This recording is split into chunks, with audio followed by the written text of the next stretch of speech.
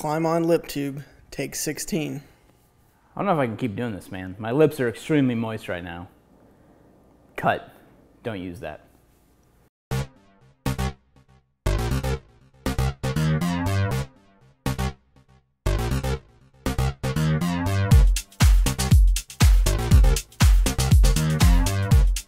So in all seriousness, I really did want to give an update to the Climb on lip tube.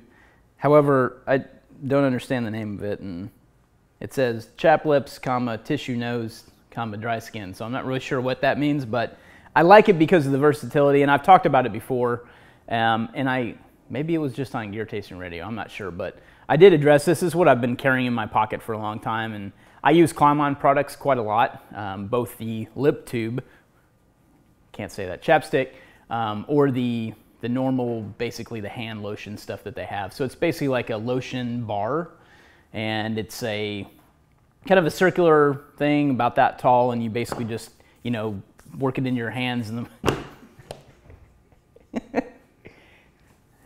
yeah, you work it in your hands in the morning, and yeah, it works really good for me. So the lip tube's good because I can't even keep a straight face today. The lip tube's good because you can actually do kind of a dual purpose thing with it. You can, this is not going well. Whew, sorry, gear tasting. Anyway, I like using it on cuticles and stuff like that when my hands are dry. Yeah, so I'm just gonna move on to the next thing on gear tasting. All right, now that I'm done laughing, we'll take it with a new product from Badger Ordnance. Some days I can keep a straight face on gear tasting, and some days, Rob and I just lose it, and most of the time that usually winds up in the outtakes, but I went with it today. All right, K5 Kestrel Mount from Badger. This is something we just got in to take a look at. I got a chance to look at one of these K5 Kestrel Mounts at SHOT Show this year at the Badger booth, but I really didn't get a chance to really get hands-on with it much at all, because I've noticed when I'm looking at this, it almost seems like a 3D printed mount, which is pretty cool. And it's a really, don't get me wrong, this is not some cheap 3D printed piece, but I really do like the I guess the functionality of it. So what's great is the Kestrel, at least on the model I have, and this is the K5, so it's made for like 5000 series Kestrels, and that's what I have here. Kestrel kind of does a weird thing and doesn't really put the model number of their Kestrels on here. So it's, you know, got an FCC ID on the inside, but it doesn't really say the model number. And I think I had to look it up when I was talking to Badger about which one of these to send for my Kestrel. But they've made different ones for different Kestrels, and they all lock in, which is really cool. So on the back of the Kestrel that I have, there's kind of a little ridge right here. And if you look on the back of this K5 mount, you've got a ridge or a hump right there, and that interacts with the back of the Kestrel right here. So you can kind of hear it as the Kestrel slides into here. It's got a real nice positive lock on it. And it's great because you can either kind of push one of the sides like this to get it back out and slide it out, or you can put it back through on the top. So what's great about this is it mounts to any Picatinny rail. So if you've got a rifle that has a Picatinny rail on the side of it, like the Badger EFR that I have on my rifle, or something like this, this is a Bushnell Elite scope that I have. You can actually slide this right on. So what's interesting about the way that it mounts is that typically if you've ever messed around with Picatinny mount stuff, you'll know that if the Picatinny mount itself has a bar like this, like a screw that goes through it, you have to put it, excuse me, right through the middle of one of those bars in the Picatinny rail. But you don't have to do that with this. It really kind of slides on really easily, and what kind of secures it is the fact that the screw is running through the middle of one of those. So you do kind of need it there to give it pressure, or it's just going to do this still. So I'm going to loosen this up and then find that midpoint on the rail to lock it in a little bit more before I tighten it.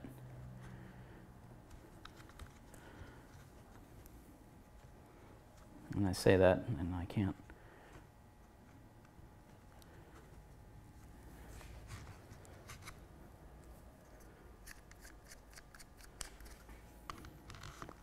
Let me try that again, sorry. There we go. So promise that was user error, not anything that was wrong with the mount. So what's great about that too, like I was saying, you can just twist it off like this if you want to get the Kestrel back out to use it, but you know, the purpose of this, and if you've done long range stuff where you have a spotting scope or you're using a Kestrel for dope and things like that, or monitoring the changing conditions outside, you'll know that this can be a great device for that. So, you know, this doesn't really block the wind dial or the basically the blade that's on this to catch the wind speed on the Kestrel. So this is actually a really good setup, and we had this from kind of a camera setup that we had, and I really feel like this little tripod that we have is a good low profile tripod, and it's pretty good for being prone with a spotting scope and kind of having the Kestrel mounted in line like that. So I really think this is a pretty good solution. When I went to the Sniper Challenge, I removed these Picatinny rails. I unscrewed them just to save weight on the tripod, but I really do feel like this little tripod here is going to be good. And I plan on taking it to the range with me next time. So again, Badger K5 Kestrel Mount. What's good about this too that they talk about, let me undo this, is that if you always have a dominant side that you're using this mount on, you can actually stake the screw so it doesn't come out. Because right now, you could literally keep backing the screw out and it will remove from that. So there's a little metal piece right there that's integrated into the mount. So, you know, there's not, the threads that the screw go into are not 3D printed. There's actually a little brass mount or piece that's in there that this docks into. So what they're saying is that if you always use it on one side, you can basically take a pair of pliers and pinch the end of that screw, and that kind of stakes it, so to speak, and it won't back out all the way and potentially lose your screw for that. So again, if you're interested in those from Badger, check out the description below and we'll have a link to the product.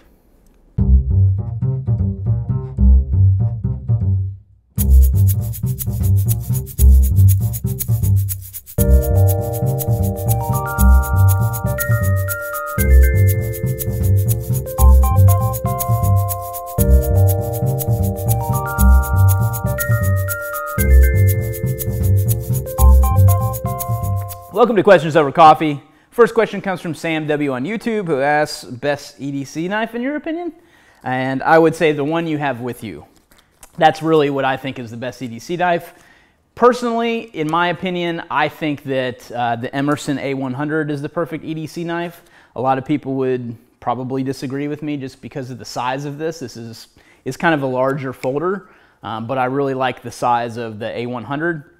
And I've carried a lot of different knives over the years. I've been through a hell of a lot of Emersons, even back when Emerson was still producing their CQC7 through Benchmade. So that was my first Emerson knife way back then. It was technically still a Benchmade, but I went through the CQC7, which is a Tonto tip on the knife. I think you could get a plain edge too, but that was a Tonto, and I grew to dislike having to sharpen that style of blade. I liked the A100 and this type of blade because, you know, you get a nice smooth edge when you're sharpening. But then again, now I've kind of come to the opinion that I'm not going to use my EDC blade for cutting stuff. I'm going to use basically the little titanium pocket tool that I carry with me. So this is what I use to cut boxes and things like that. And I've kind of gone over this before in gear tasting, but it's always a good refresher for somebody that might not have heard this before. So I won't get too much into it, but that was taught to me a while back in a knife class, or like a defensive knife class I went to, is that you should not be using your blade that you're going to, you know, potentially have to defend yourself with on stuff like opening boxes. You should carry something else. And this is a really lightweight option. It takes the little utility blades like this that you can pick up at any hardware store, and they're user replaceable. So if I'm traveling somewhere too, where, you know, I'm taking a carry-on and I can't carry a knife with me, I'll still take this and ditch this blade and take this with me on my carry-on because I can pick up these utility blades pretty much anywhere. And, you know, there's also the fact that you could go pick up a really cheap pocket knife at Walmart too and carry that around for a defensive blade, or even a fixed blade knife that you have a sheath for, or something like that at a Walmart when you're in town somewhere. So anyway, that's what I prefer for EDC knife too. And again, I'm of the opinion that I'm not going to use this blade for anything other than defensive purposes. All right, next question comes from Matt F, who asks, can you explain the meaning of the ITS logo? I've always wondered what it meant. I'd be happy to. That's something I don't talk about much. When I first designed the logo back in 2009 when I started ITS, I really wanted something that was representative of what we were trying to do with the company, which was instilling skill set information into people. So that's kind of the synopsis of how ITS started in the beginning. There were great resources online about how to find out what kind of gear was coming out and things like that. And the shooting industry was starting to take off back in 2009 too. Obviously the shooting industry and training in itself has been around a long time. But in the kind of tactical market that we were getting into, the skill set information really wasn't around. So meaning everyone was talking about the coolest gear to buy and guns and things like that, but no one was really paying attention to the skills that it took to use that equipment too, and trying to educate people on that kind of knowledge. So that's kind of where ITS fit in the beginning. So hence the logo kind of came from a couple of different things. So the shield stands for kind of the defense against imminent threats. That's the shield design. And then the skull represents the individual, or you, acquiring the knowledge. So if you look at the little notch that's above the skull in our logo here, I guess I can have a show and tell here. So the notch represents that information that's being acquired. And then our purpose with the skull, not only representing the individual, but it was also to not create a mouth. Like that's something I wanted in my design from the beginning. I didn't want to have a mouth on the skull because, in my opinion, keeping your ears and your mind open to that new knowledge you're acquiring doesn't require talking, so hence the whole mouthless skull. So that's where that came from. So that is the ITS logo in a nutshell. All right, this one may be a little long-winded for the question, but it's the last question of gear tasting, so I apologize if it is. This one comes in from Connor over email. Hey Bryan, my name's Connor, been a long-time follower of ITS. I've really enjoyed seeing you develop. Watching you guys grow has been inspiring me to start my own company in the tactical market. I'm just starting college and aiming for a degree in administration of justice, but would you recommend taking some business classes? Are there any other tips you could share? I've really admired how unique ITS is and how you interact on a personal level with your clientele. I love how you explain the thought behind your products you carry and develop. It's very helpful as a customer. Appreciate that, Connor.